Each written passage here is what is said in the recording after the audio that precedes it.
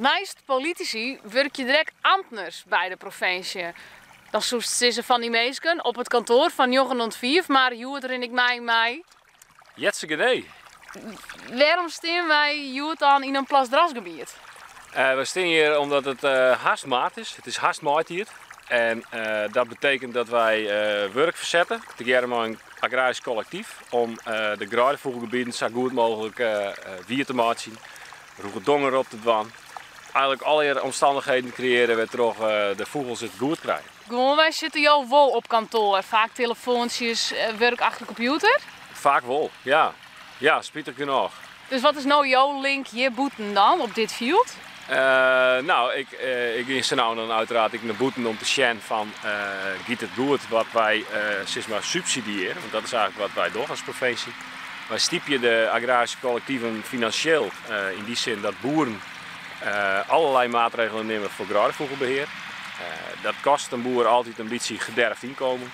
En dat probeer ik te brengen met een beheerssubsidie. Nou, en dat ken ik al net zoals met subsidiebeschikkingen voor het werkje en de doorrijdwan. Papierwerk dus? Ja, maar ik natuurlijk wel een beetje benijd. Hoe komt het dan? Ja. En komt het goed te plak? Dus daarom ben je hier even ja. Maar ik rin dus stage en ik maak dus ik wat van. Dat is alle bedoeling, ja. Ja, Om het werk successen. hoppa.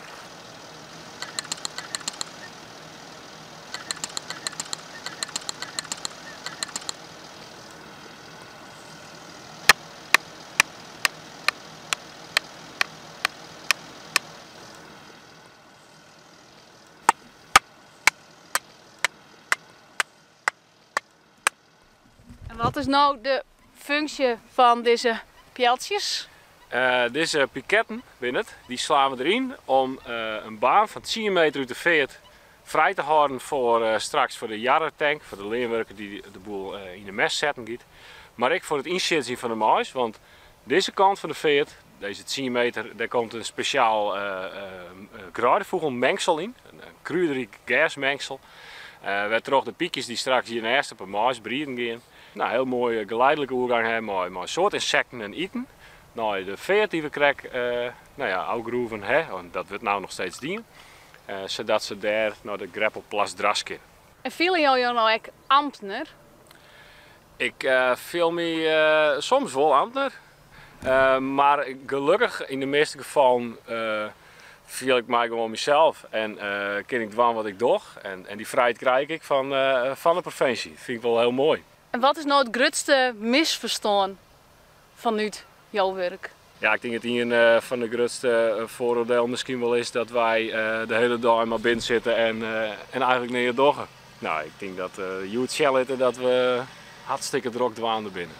Oh ja, nou ja, misschien denk ik toch wel de onbekendheid. Hè, van wat doen wij eigenlijk daarin Lauwert vanuit het grote gebouw. Naast heel soort vervelende riegeltjes betinken bijvoorbeeld. Dus ja, ik hoop dat het werk wat we doen, dat we dat zichtbaar maken kunnen. En dat gaat hier heel goed natuurlijk. En als de provincie er nou net wezen zou, hoe zou dit land er dan uitzien? Nou, dan denk ik dat deze boer net die hier een agrarische natuurbeheer. Want dan hier er daar een vergoeding van krijgen.